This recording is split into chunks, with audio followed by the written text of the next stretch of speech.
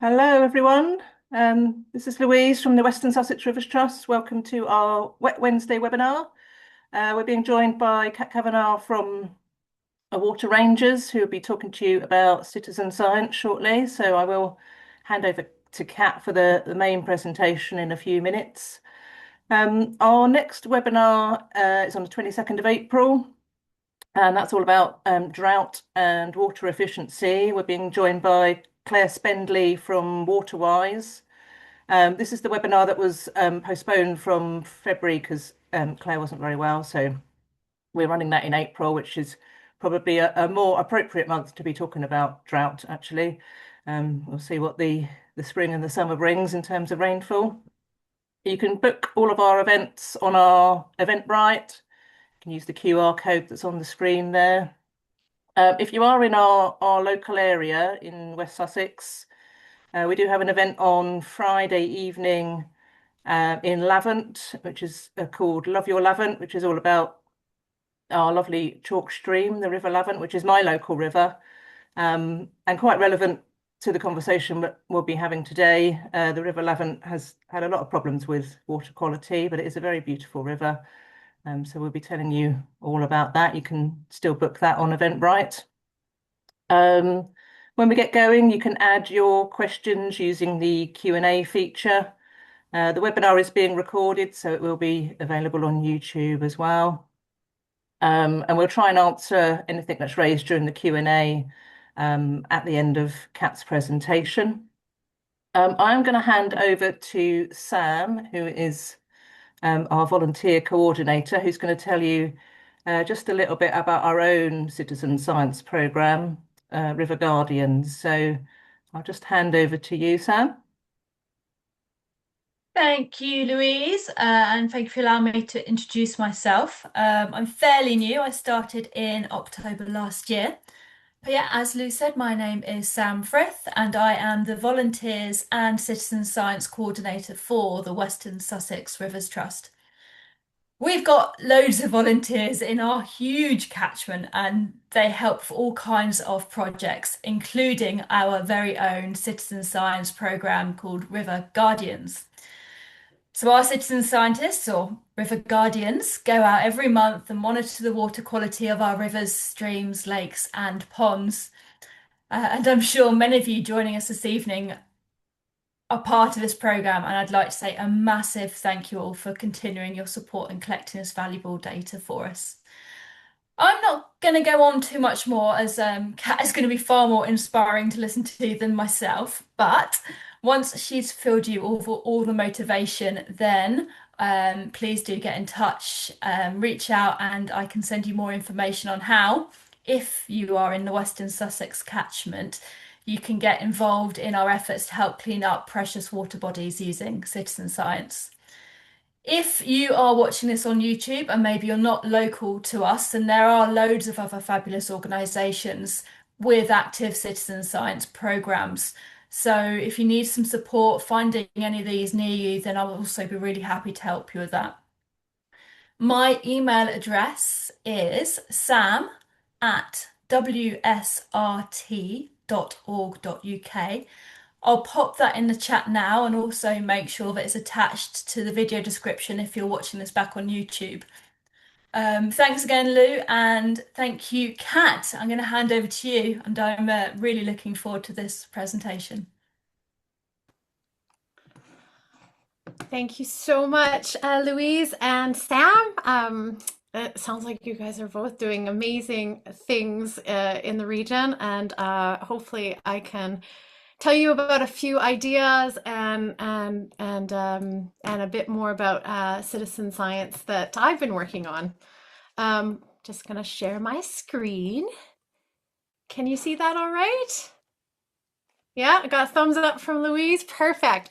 No, I don't know if any of the folks here are from Western Sussex, but you might see a familiar face in this initial picture here. That's Kier, the second from left. This is from a Casco gathering we had, and we were all trying out each other's water testing equipment. So really been impressed with what Western Sussex has been doing as far as citizen science. So today, it's collaboration as a superpower. So you're going to be collaborating with me on this presentation. And it's also about prototyping. And the idea of prototyping is we try things and we get responses and see how they work so that we can learn from the experience and then do more with it. So I want to speak the language that I'm trying to promote. And so I'm going to be prototyping, trying out something new, a new interactive way for us to work together. So we're going to start that in a second. Let me see here. So the first thing I really want to know about you, and we're going to use something called Mentimeter. And so if you have your phone or a way to go to, you can use a QR code or you can type in menti.com and you can enter in that number. And I'm just going to pull this up here. So the first question I have for you is, what are your questions or concerns do you have about your local waterway? Or, so it might be questions like, what kind of wildlife is there? Or it might be more of those concern questions that a lot of us have. So if you want to go ahead and I see some people are going in. Excellent. If you are having any problems, I think Louise and Sam are able to monitor the chat if you're struggling, but it looks like you guys are getting in. But so we're going to make a word cloud together of things that sewage, dogs, pollution. All right, so you guys keep entering that in. And while we're doing that, I'm going to tell you a little bit about why I got involved in this whole thing. So this is my father. So I don't know if you could tell, but I'm not a Brit. I am actually a Canadian. And this is my father. He'd been doing water quality testing in our local lake for about 20 years. He retired there and started doing water monitoring. He wanted to make sure that the lake stayed healthy. And he had been collecting that data for about 20 years. And I had been living in the UK. I came back, wanted to go to the lake. And I said to him, he said, "Oh, I'm going out and doing the water testing. Do you want to come?" I said, "Of course, anything to get out on the water." And we did the water test and I said, "Okay, well, now what?" He's like, "Well, now we got to wait for the lab results."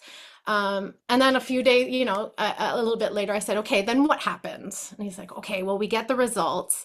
And then in about 5 months, we get a report back that tells us what it means." And I'm like, that seems like a long time. And if there's an issue, how do you know? And 5 months seems a bit ridiculous, right? So there was a bit of a disconnect. And I said, "Well, how do our results, we had the lab results, how do they compare to previous years?" He had a filing cabinet full of information. And I said, are results good or bad? He's like, "I don't know." We start Googling it. All this to say is a completely not satisfying experience. But he's very committed and probably like you, really committed to wanting to take care of this water body because it was local to him, it was important to him. And so I come from a background of design and I entered into something called a hackathon. And we came up with this idea of building a system that communities could use to have open data, to have their data in a format that would make sense for them. And so you guys have a bunch of things. Pollution, we've got culverts, reducing fish numbers. So you have lots of great questions about water quality, right? About your local waterway. Dogs, I'm guessing that's around the flea and tick treatments and stuff like that. But my big question was around, is my lake or river healthy? Can we find that out from doing some tests? And then also, how can I help take care of my local waterway? And that's how Water Rangers started. So as an organization, I wanted to help build the tools so that communities could start to answer some of those questions that they have. And so Water Rangers is around testing equipment, so water quality test kit development, so my design background, working with communities to do that, data collection and sharing, and then training resources. So all of this started in Canada in 2015. And then I moved to the UK in 2021, and we started working on things there as well. But our test kits, you can see, we are really all about groups having ownership of it, that the kits themselves feel beautiful, that they're easy to use for kids and for adults alike. And then we have a data platform. You can see lots of places in Canada, but tons of people using our data platform in the UK as well. And this is the original thing that we built. This was for my dad to be able to put his information onto a place that was curated for the public. And you can see here, I'm just sort of scrolling through. This is a video I made earlier. Yeah, so we have a data platform for that. So the data platform, this is the group that I've been working with in the UK. It's the Riverway Trust.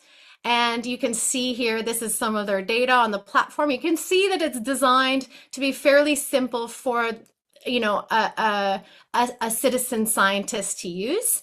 And the idea behind it is that it's open and available for people to view that data. And you can see here as well, you know, having all the sort of context built in, videos and stuff like that. So that's a little overview of, sorry, it's a bit scrolling a bit fast. I'm sure you can sense I have like energy, and sometimes I maybe scroll a little bit fast for things. But the whole idea is to sort of respond to what community are interested in. And we just released this recently. And the idea is that we produce a quality check on data to catch common errors. And this is something that the groups that we've been working with have been asking us for, ways to manage their data when they don't need to have a background in computer science or data management or anything like that. They want to be out in the river. They don't want to be learning how to build data systems. And so we're a platform that's built for that.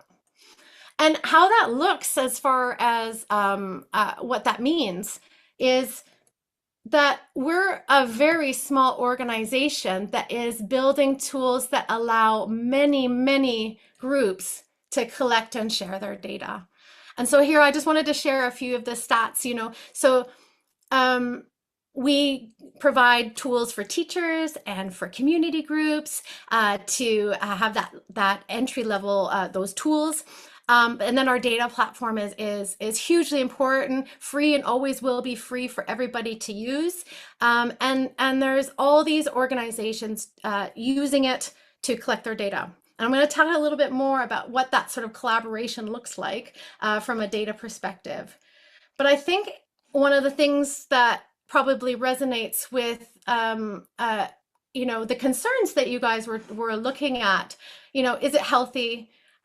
If there's a development, will there be any repercussions?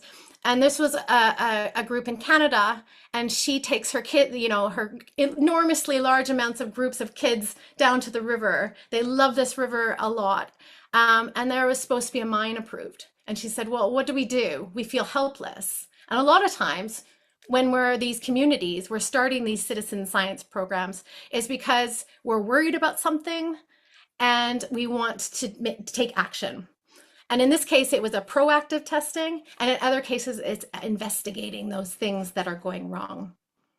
And I think that for me, like, you know, we've done some nature connectedness research, all that sort of stuff. It's finding that way for community and people to have meaning and do something to protect what they love.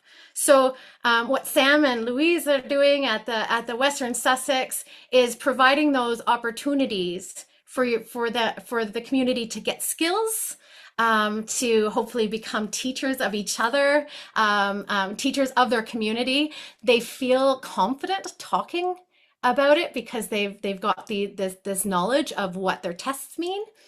And it ends up being a really cool way to get people down to the river, and in our case, we really love it when people become teachers. So that's all my little precursor, a little bit about Water Rangers. But we're going to go on to our next question, and I've given a few prompts here. But one of the approaches that we have, and I'll talk a little bit more about that, is about prototyping. So I don't know if people have done prototyping before. So what is prototyping? It's trying things. It's just taking something in a small part and trying it and then seeing what happens. So I put a few ideas here in case you weren't familiar with the idea of prototyping. So the idea of prototyping is if you try things, and I'll just show you this next screen and see if this prompts you. So you design a program here, and you think, oh, people are going to walk down this path here, and then they're going to turn right. And then you actually watch them do it, and you see this is actually much simpler. If we just built the path here, then it would have been much simpler for us in designing our system. So a prototype here might be to look at how people are already using it to conduct some tests. So I wondered if you guys could think about what would be a pro or a con, especially in like river work of you doing a prototype to try something out. So we have here already being able to test if it works. And I think that's probably one of the biggest things, isn't it? But maybe you can think about some cons too, right? Oh, these are good. Okay. It needs commitment. Yeah, definitely. Uncertainty. Outside box thinking. Ooh. More pragmatic. Interesting. Might not work. Yeah. Exciting to try new things, definitely. Being adaptable, thinking outside the box, love it. And yeah, maybe thinking as well, you know, what types of things. I'm going to show you guys a funny GIF that I like to. I'll just show you quickly while you guys are still writing.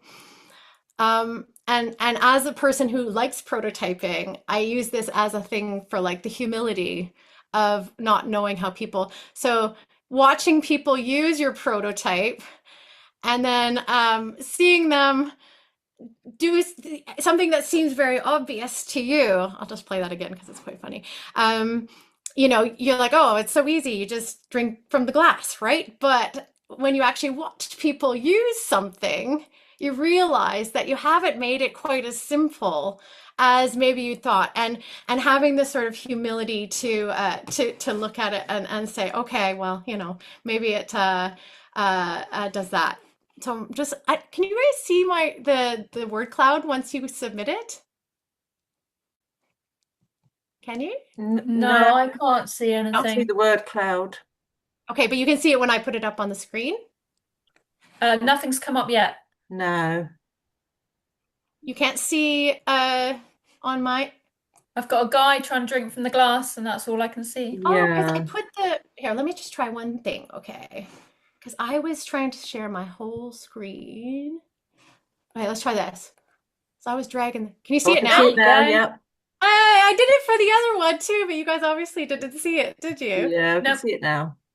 Okay, but you can see it now. Okay. Yep. Thank you. Yeah, thank you. Sorry, I wish I'd known that.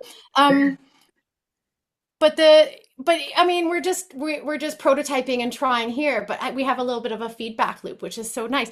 But I like this word surprised. Might not work, uncertainty, need commitment. And I think able to test if it works. Yeah, I mean, I think that iterative, yes, more pragmatic, needs commitment. Frustration, interesting. I think that can be frustrating.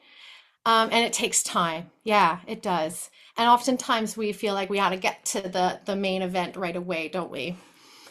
Okay, all right. So let me tell you a little bit about some. Oh, I didn't want to play the music. Ah, The sample cup, okay. then I can. The sample cup. Okay, I don't know why. Sorry, I meant to mute that. So this is some prototyping that I worked on with the folks in the Riverway. So the Riverway is in the area that sort of surrounds Guildford. And the Riverway has two branches. It comes from sort of Liphook, Hazelmere on the south branch, and then from Alton on the northern branch. The northern branch is a chalk stream. They come together at Tilford. They flow through Godalming, Guildford, up through Woking and into the Thames. So it is one of the major tributaries of the River Thames. And so we have a lot of people in Surrey and Hampshire that are very interested in water quality. And so we started to work together, and obviously my background was in Canada, so really needed to learn what was different and learn from locals about what we could do. But we worked together, and it was very much a grassroots effort to come up with ways to test all along the river. And you can see here, one of the mechanisms we sort of have, the volunteers became the trainers, and we would set up stations and events. And this is at one of our Blitz events. So you can see our volunteers are sort of collecting information and collecting and putting together kits so that we do. And one of the things that has been really great working with everybody here is that we keep trying things again. We look at what went well, try to make things a bit compartmentalized. So for like a Blitz event or something like that, and then sort of reevaluate. And then the next one, we try something a little bit different to see if that works. And then we've also, obviously, we don't have any core funding in the Riverway. It was a completely volunteer run until recently. We got our first volunteer coordinator just in February of this month, and her name is Alex, and she's lovely. But this was a collaboration between the Riverway Trust, Water Rangers, and Zero Carbon Guildford, which is a climate action center. And together we wanted to help all these people that were interested in testing, but we didn't have lots of capacity. So how do we do that using the skills of the groups together? Now, we also did Riverfly, which probably looks familiar to a lot of you. And then we tried this mechanism of building like these local hubs. And the idea is that there's local places all around the catchment that are more established or less established, and that they are sort of gathering points for groups that are local experts, and then they have a sort of shared way of doing it. So we work with the Landscape Partnership, which is our catchment partnership, Southeast Rivers Trust, and then the three orgs. But the big question a lot of people have, and maybe you folks do as well, I don't know if you're in swimmable rivers, but here we are swimming in the Riverway. It was very cold that day. And a lot of people kept saying, is it safe to swim? And in water quality testing, we actually don't use the word safe because it's more about risk. So is there a health risk involved in me swimming? And there are ways that we can do that. But most of the sites in the Riverway that people are testing, are swimming, are on the way navigation. And so they could never be established as swimming spots. And so a lot of these people are swimming. They have no idea what that information is as far as the river health. And so people kept saying, well, what about the swimming? What about the swimming? We were doing water chemistry, but people kept saying. And so we decided we were going to prototype, how can we do this? How can we answer people's questions? Because that's what people want, right? Like, people are asking these questions, they want to know. And so we actually put together a fundraiser. We all dressed up as our river. We did a river run next to the Riverway, dressed as our favorite river creatures. And we fundraised enough to set up a river, a community lab. So community water testing lab. Sorry, I didn't realize that these would have sound. But you can see here, so we started working with at Surrey University. We worked with an academic there, and they lent us a big incubator. Here are some of the students lifting the incubator from Surrey University. And we set up a display in the Climate Action Center. And we brought in experts. This is Lewis from CERT, from Southeast Rivers Trust. And these people want to help. And I think that that's one of the things that I want. You know, if you have enthusiasm and you're willing to go out and ask, there's so many people that want to help and be part of this. And we had no grant funding. We had a little bit of money that we'd raised from our run. We borrowed the equipment. We had the volunteers construct this lab in the Climate Action Center. And whoops. And then what we did was, you can see here, this is one of our PhD students from Surrey University, one of our longtime volunteers, Sarah. And then there's Kate. And one of the things that we did was we couldn't afford the costs of just the consumables, right? So we want to be testing every week. And so we said, okay, how do we do this? And so someone had an idea of, well, what if we get local businesses to sponsor the spots? And then we put up signs where people can use a QR code and they can get the latest results of that. And so we have a few of these locations around the Riverway, near these sort of swimming spots. We don't call them swimming spots. They're not official swimming spots, but you can see that it's housed the water quality, and a little bit of information about what we're doing. And then people, as they go by, can learn about it. And then I also have a picture here. This is one of our volunteers did a master's program in photography about our swimming and about that relationship between us getting very poor results, actually, sometimes really non-intuitive results, sometimes weather related, sometimes related to sewage, sometimes not related to sewage, but that relationship and finding beauty in these rivers that are obviously struggling, that need help, but have all these people that care deeply about them. But then one of the things that we discovered with the lab was that one of our volunteers was taking 3 hours round trip to bring her samples to the lab. That's too long. You know, she's dedicated, but that is too long. And so we needed to find a way for her to still be able to get good enough answers to be able to keep testing weekly, because it's really important actually that we just test consistently, because as you probably all know, the weather, you know, things can change very, very quickly. And so because of that prototyping process, the lab uses a certified method that they use in the EA and in other places. But we also found out about this group in Mississippi State University that had been using this for a statewide program, something called R-Cards. And so we started looking at that and prototyping how we could have it so that she could have a little home lab.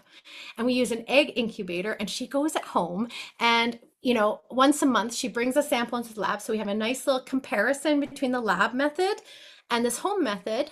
And it's considered a coarse method, right? So it's not as accurate as the one that we're doing in the lab, but it's giving her a general idea of, is it low, medium, or high? Is it, I'm not going to use the word safe. Is there a higher safe health risk, or is there a lower health risk? And at the higher levels above what your standard is for bathing, it's pretty close to the levels. At the lower levels, it's not quite as close, but with bacteria, it's really hard for methods to be compared this way. So this came directly from working with those communities and prototyping, and we got to come up with this thing that we could develop a protocol that we have a whole bunch of community members who can't make it to the lab every week can come and do that. And we developed it in the UK, and then I brought it back to Canada, and now they're developing it around Lake Erie, which is one of the Great Lakes, and you know, it's not doing as well as maybe some of the other areas here. So nice to, we're also sharing across the borders. So the next question. All right, okay. I want you to think. So I've given you a few examples of collaboration, but the next question is, when you think of working together successfully, What does it take? And I have a few ideas here that I wanted you guys to think about, both the nuanced versions, but also like the positive ones, you know? So managing expectations or something like that, you know, versus, you know, being able to get lots of things done. So when you think of working together successfully,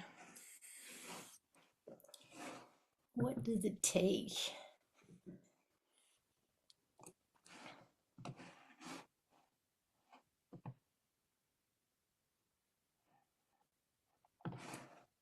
Ooh, can you see that now?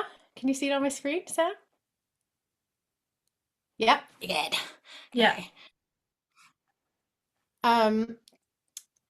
You both probably have sensed it, but I think my superpower is enthusiasm, which is, I think you need to have that in this. I mean, I think, you know, back to some of the questions you have about rivers, we need to have some enthusiasm and to keep our spirits up and keep moving. And one of the concepts that I want to build into Water Ranger, I don't know if people have heard of this, but it's we called it wide-eyed optimism or conservation optimism, those sorts of things. The idea that we understand that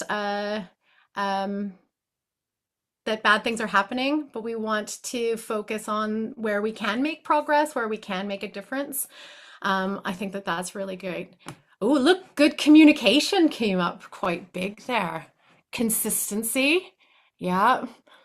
Great communication, good and great communication. I like that. Standardization, yeah. Collaboration, yeah. Information available, understanding. Oh, a shared passion. We like that. Patience, yeah. Because not everyone moves at the same pace, right? So how do we make sure that resilience, community spirit, great, yeah. Amazing. Strong reason for idea. Yeah, like a shared purpose almost. I like that. Mutual listening. Excellent. Consistency is nice and big. I agree. I agree. Okay, amazing. Wait, we got some more here. We got some more coming in. Fun. Oh, interesting. You do want to have fun together. I mean, that does make everything a lot better, doesn't it? Dedication, support, respect. Yes, respect is huge. Resilience, community spirit. Excellent. We can go through our questions a little bit more once we get through this. Okay. Thank you for that. Let's see. So as we start talking about collaboration, I wanted to introduce Casco, and you may or may not have heard about Casco. It was sort of quietly going on in the background over the past few years, and Western Sussex Rivers Trust was a big part of it. One of those enthusiastic participants who really showed up, shared what they were working on, and really established themselves as a leader in doing this. But one of the ideas of Casco, and that's quite a big dream of a lot of technical terms, but the idea is that we have shared understanding, and that especially for citizen science, that it gets used, right? So when we're collecting this information, we want the information that we're collecting to get used and to help influence change. That's one of the things that I think is important to all of us who participate in citizen science. And you can see that there is quite a lot of contributing partners, universities, water companies, government, and lots of environmental nonprofits. But one of the things that I think made it really great was building those relationships, building that trust between different parties in a region, to see how we can make this happen, to see how we can, especially from an environmental nonprofit point of view, how we can make sure that government and water companies and those decision makers, both locally and further, were looking at all this incredibly valuable data that communities were collecting and care deeply about, and it could be part of decision making and better rivers.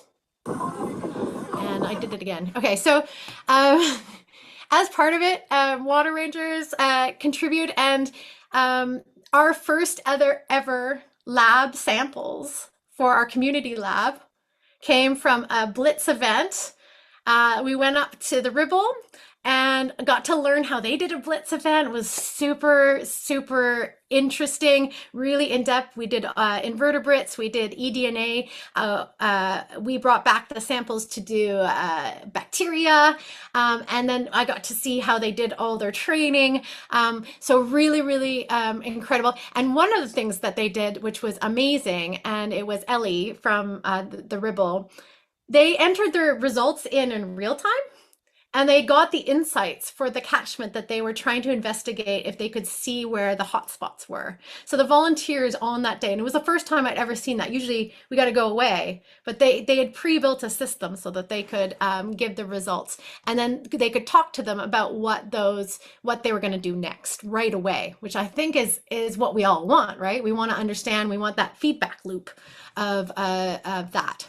And you can see here, it was such a windy day, and we had people from Riverfly, the trainers of Riverfly. We had the Environment Agency. We had folks from the water company. We had everybody, and we were all working together to perform this Blitz event. And then we had another Blitz event. This one was in the Severn. And got to work with some incredible folks who were testing different bacteria methods, actually. So the water company did some lab methods at their lab at the water company. The Environment Agency were there. They did some samples. We did some samples at our community lab. We tested out some different chemistry methods together. And then we were out with the volunteers testing.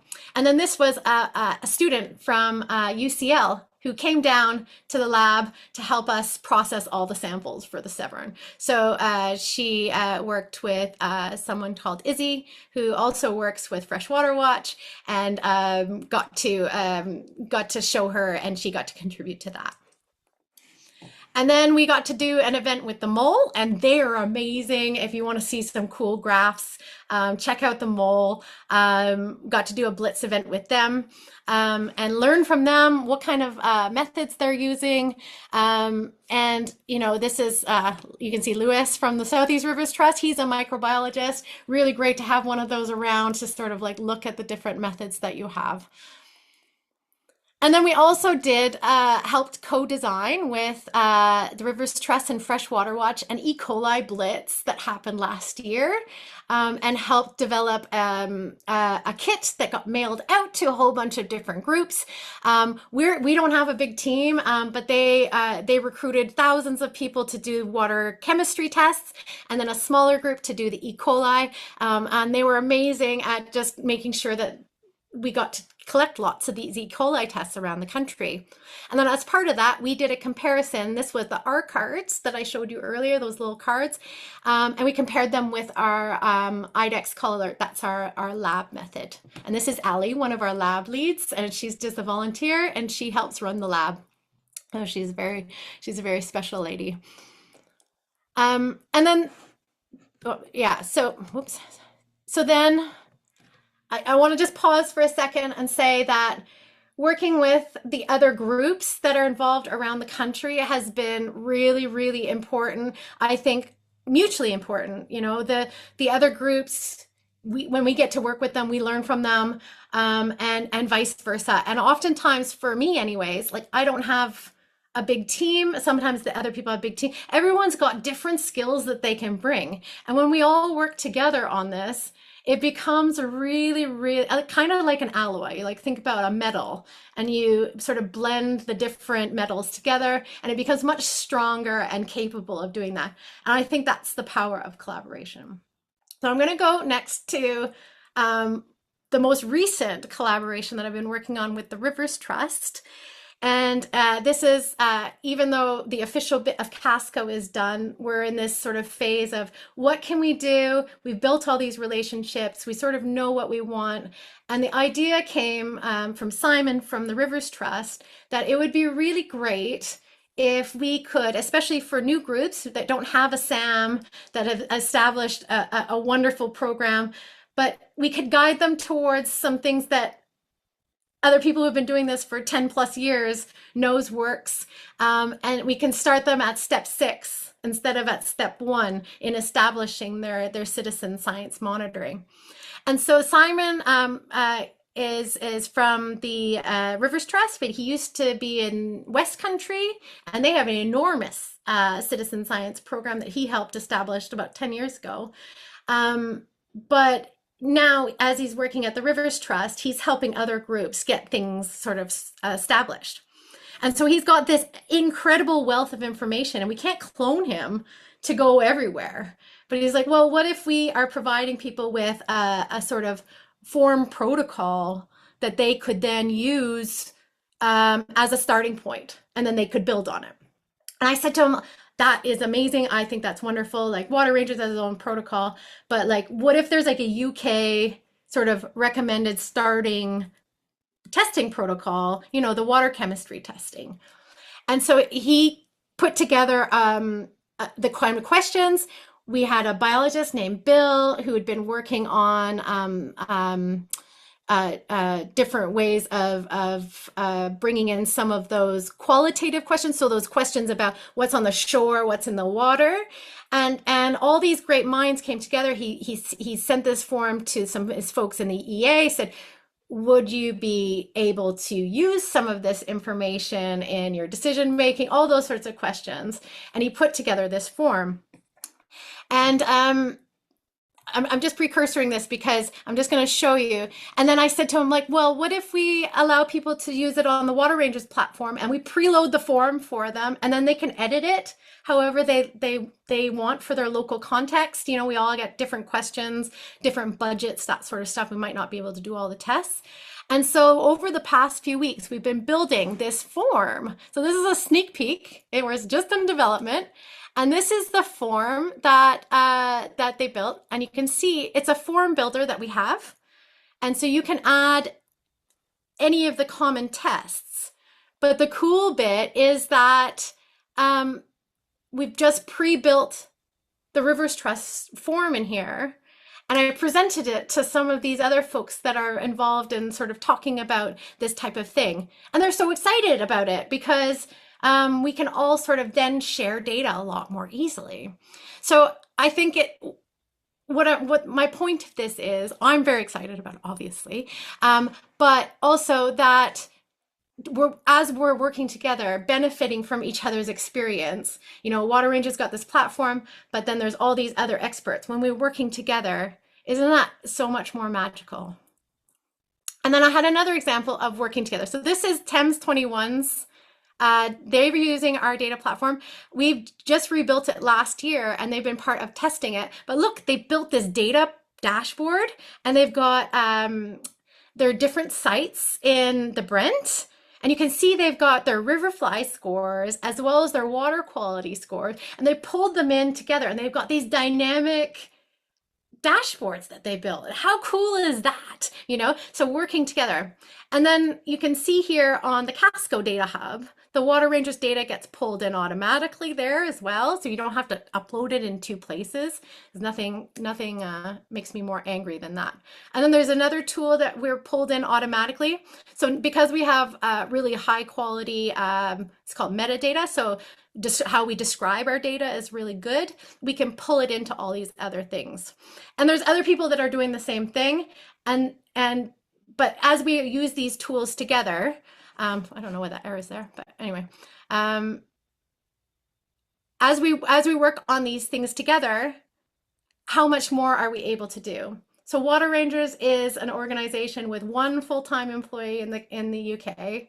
We got 5 full-time employees in Canada, including me, and we're able to work with all these different groups because and I think the power is collaboration. The power is working together and responding to that.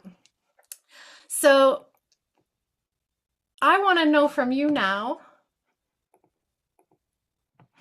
where are you working together to make a difference? Because I know that everyone is, and I wanted to leave us with a little bit of inspiration from one another, of where we're working together. And I think it's not a word cloud, I don't believe, for this one. But if you could share, if you were working together on a river project, or maybe you're working on butterflies, or you're working on anything that sort of is related to the environment, that you're working together with someone, if you could just spend a moment and just share with us, because I think we need to recognize that we're not in on this alone. And oftentimes we can feel sort of small, we can feel as if it's hard for us to make a difference as one individual, but this recognizing that as we're collaborating together, that we're all just able to do that. So I'll just leave that for a second. And as you're looking at that, we're gonna oh my gosh, 15 organizations together. I want to know more about that. That's wonderful. Okay, I'm gonna let this one trickle in as I talk a little bit more about Casco, and then we'll revisit this one, because I think that this one is really important. Because I think one of the things that's really important is to recognize that we're not the only ones. And the Casco program put together an impact report where all of the demonstration catchments were, and they're really inspirational, learning about what happens when we have these organizations working together in the region. So there's that link there. But just a little bit about how Casco, what are those things that you're like, okay, well, what is this? What do you mean? It's the idea is, how do we put a bit of best practices, a little bit of guardrails around pointing people towards best practices, and being able to communicate their results a little bit more in a way that that other people can recognize. So, and before you start monitoring, understanding why you're monitoring and making sure that you're picking the right equipment for that purpose. If you're looking at engagement, you're going to choose different tools than you're going to choose if you're doing an investigation. And I'm going to talk a little bit more about the monitoring tiers, but it's not appropriate to do several 100 pounds worth of lab tests at every single location everywhere for regular monitoring. But you might want to look at that targeted monitoring for things like a suspected pollution source of some sort. But you also want to maybe look at what are the trends around my catchment. You might want to use a high density indicative. So is it low, medium, or high? And having this sort of common language helps us say, well, citizen science is valuable, and you're monitoring for a specific purpose, and you're using the tools that are appropriate for that purpose. And then the other sort of bit of language that Casco is trying to sort of bring in is this idea of weight of evidence. So not that one bit of evidence weighs more than the other, but like, how do you hold the different strands of evidence and say, okay, this is sort of this is saying and supporting that maybe agriculture is an issue in my region. Okay, what other strands of evidence are they weighing in and making that a stronger body of evidence that this is the issue? And it's understanding that our picture is never complete, and how do we look at different types of evidence together? So I probably didn't explain that very well, but it's a really interesting idea. Citizen science is not supposed to replace official monitoring. It's supposed to complement it. It's supposed to fill in those spatial gaps. It's supposed to fill in and be indicative. And then obviously we expect official monitoring to confirm what we found, but to use it as, imagine you have a picture, it colors in the trees, it fills in the background picture a little bit. Um, and then, we at the Riverway try and participate in a lot of the different tiers. We've got our community lab and the Riverfly. We've got our monthly monitoring, which is that sort of spread out things. And then we have things that we participate in, which are just like answering questions, just using your eyes and ears and your nose and your senses on a regular basis to do that. So let's get our little thing back here. Let's see. Okay. Oh, raising awareness, joining multiple groups, building community, creating wildlife trust volunteers, sharing community events. Yep. Creating a knowledge hub, sharing that information. Community smallholding. I'm not familiar with community smallholding. I'm guessing that it's where you purchase things together, purchase land together. I don't know. Maybe. I think that's probably growing things together. Oh, like a community garden of some sort. Yeah, I think so. Like allotments, maybe. Yeah. Yeah. Attending training courses. Amazing. That's great. Okay. All right. Thank you very much for sharing that. So just a little bit more. This is the Casco website. So if you go to casco.org, there's more information about where Casco is, all the groups that have sort of joined Casco. And then there's a really cool case study here. Citizen science in the Environment Agency's eutrophication assessment. And you can see they talk about weighted evidence, so what I was just talking about, using citizen science to help fill in those gaps. And what's really great, there's a lady named Kelly from the Environment Agencies. There's a little video where she talks about how important it is for them, and they've been working really hard to find mechanisms to make sure that community citizen science is part of their decision making. And one is their eutrophication assessment. And eutrophication is the artificial aging of rivers. So usually it's caused by nutrients. So the phosphates and nitrates that usually come from runoff and from sewage, they come into the river and they cause excess growth of sometimes algae, but usually it's it might choke things off, and so looking at the different ways that citizen science data can be part of those assessments. And so it's at the beginning phases. We're just at the beginning phases of this being included in, and that's come from this. And I can share the link to this case study in the thing. But what it does, it's like very heartening for me to know that there's people in the Environment Agency that are working so hard to make sure that the communities that they're interacting with, that they can respond and they can use their data. And I have two quotes. They talk about how working together, working with those different partners from across the country is very important for those organizations, but also for those people at the water companies who can advocate for our data being part of that decision making in their worlds too. And I back to that idea of wide-eyed optimism. Like, we know that the system in the UK is not perfect. We've all got a lot of things that we would like to change. But what's within our sphere of influence? What are we able to do? Where are we able to make changes? And as citizen scientists, we have some mechanisms now that are starting to gain momentum. And I think that that is a really, really powerful thing.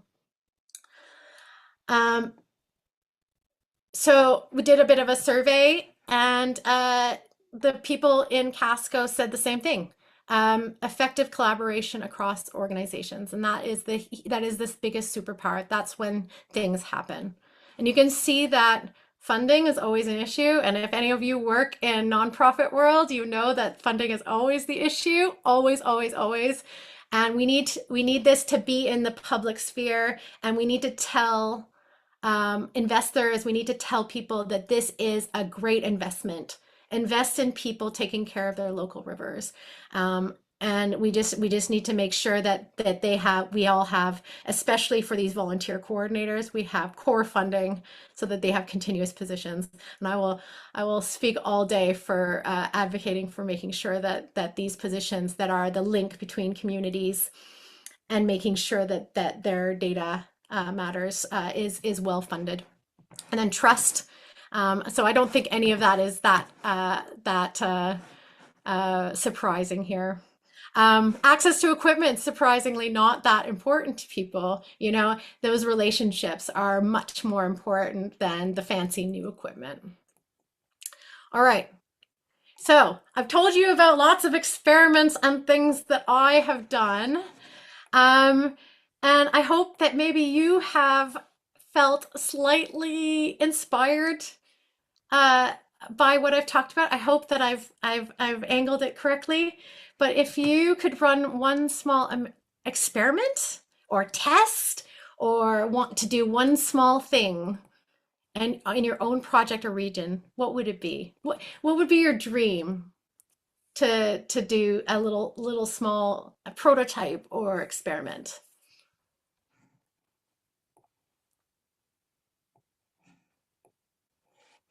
What do you think?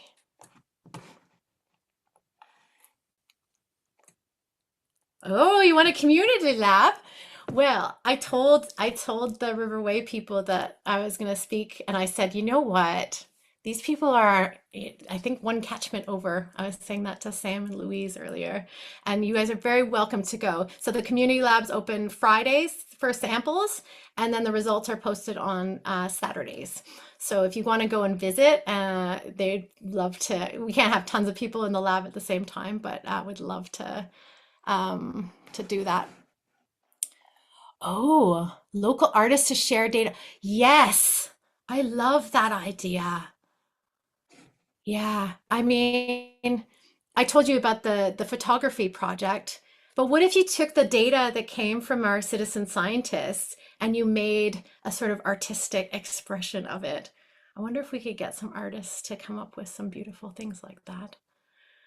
Try out E. coli. Yeah, yeah, that's fun.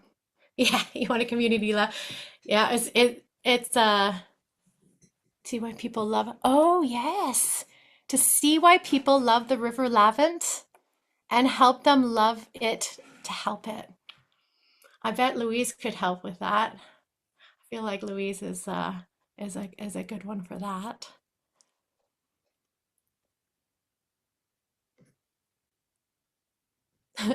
Find out how many residents in the local community actually realize they have a river in their town.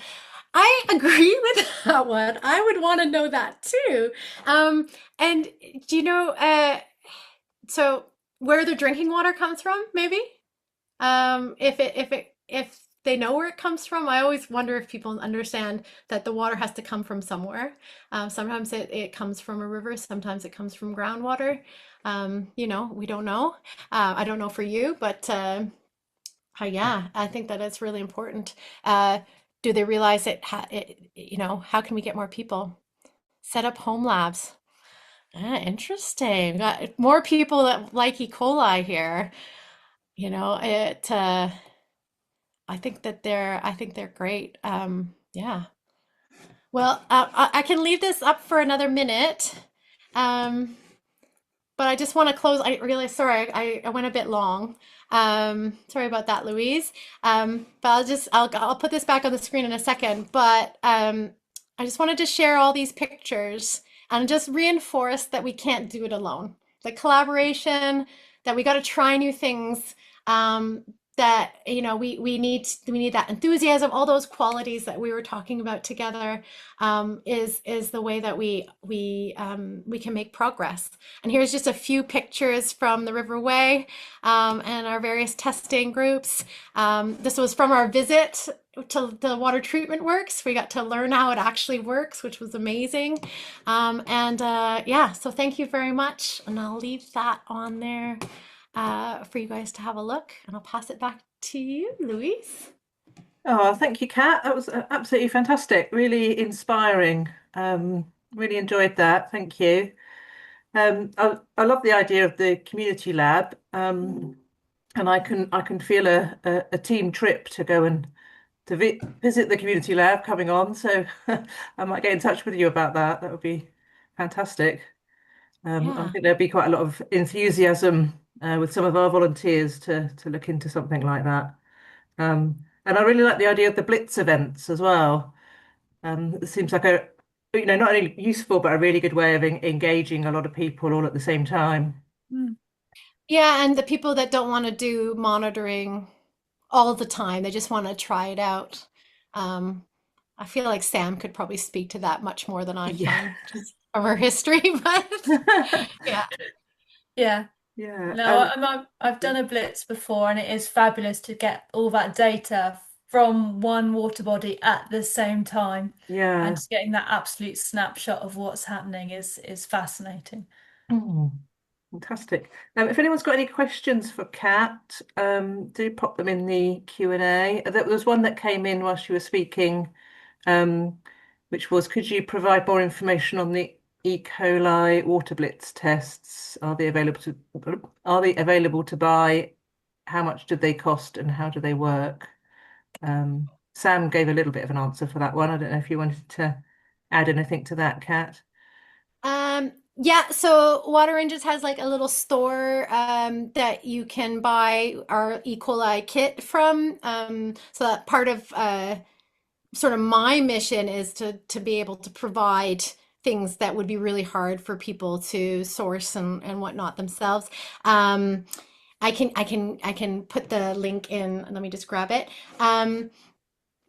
I think we still have some of those folders. The original intent was that you had enough for a triplicate. You do three at the same site so that you can then average the results for them. And I believe that was 22 pounds for two spots, but you still need to buy yourself an egg incubator, which you can get from Amazon. I think they're about 25, 30 Yeah. pounds. Yeah. Yeah, so you might have a volunteer who already has an egg incubator, and then you're all set to go, obviously. Let me just grab our kit for you. I was just having a look now for you. There you go. Oh, did you find it? On your general store, I was just having a look. Oh, there you go. It's on the top there. I'll pop that underneath for answer if I Thanks. can. Ta-da! I see one from Kate. Where did you get your t-shirt from? So I drew these fish. These are I want to do one for the UK. So maybe you guys can help me do a survey. But I asked the Canadians what their favorite freshwater fish were. And they gave a whole bunch of answers, and I couldn't just choose one. And so I drew them all and then made the shirt. But I think we should do one for the UK because, Yeah. I think that we would want probably the trout and maybe eel. You guys probably want the eel too, wouldn't Yeah, you? we want the Of eel. course. Yeah, We're yeah. big eel But yeah, fans. so maybe I could draw you guys up a shirt. But yeah, they're on our website too. I think it's just in the Canadian store, but I'm coming over in April, so if you really want one, You'll have to bring a um, suitcase of t-shirts with you then. yeah, yeah, exactly. Um, a question from Rosalind. How do you provide support for the setting up of a local community dashboard? Um, I I don't have the skills to do that, but I could probably try and find you someone who could help. I could introduce you to the folks at Thames 21 who set up theirs, and I bet they would be happy to show you how they did it. I also know some folks at the Rivers Trust who are trying to do that. But one of the things that we're actually really excited about trying to do is to, because if you wanted to do not as maybe as fancy as the Thames 21, but if you wanted to combine data from Water Rangers and Cartographer, which has the data from Riverfly, that maybe we could have some templates, right? Because I don't know about you, Rosalind, I want to do these things for people, but then you have to do it custom for everybody. But if there was templates, then it would be so much better. Yeah. So Rosalind, if you want, my email is cat@waterrangers.ca. If you want to email me, if you're serious, it will be quite a lot of work, but I can connect you with some folks that have done it, and then see about getting you some advice on doing that. Because I think that more and more, if we have some instructions on how to do that, then I think everyone would like to do it. Yeah. Cool, thank you. Doesn't look like there's any other questions. Anything you wanted to add, Sam? No. Okay. I mean, I love what Water Rangers do. I mean, again, that collaboration between everyone, and I'm really excited about that dashboard. If we can, bring in, you know, the data from Water Rangers, from Freshwater Watch, from our cartographer, from everyone else's it would be fantastic. Be awesome. But that's what happens when you standardize the data and then you build things together and like responding to one another, then all of that gets easier, doesn't it? It does. What I'd love even more is for the environment agencies to start using it. And so, yeah, but that's happening. It's happening. I will say, I'm talking to someone who's trying to pull things in at the environment agency, trying to pull things in to get those sort of catchment insights to see where those data gaps are. And I think we all would like Sam, I bet you would love this, that they said, actually, it would be really great if you could test at these spots. We're concerned with this. We're going to do some spot samples, but this is the area that we think, based on your previous things, but if you could move the spot a little bit, that would be really helpful. So I think that more of those feedback loops would be really helpful. Yeah. I'm working on it. You're working on it. As long as we're all working on it, right? We are. I have hope. Yeah. I have hope too. Fantastic. Right.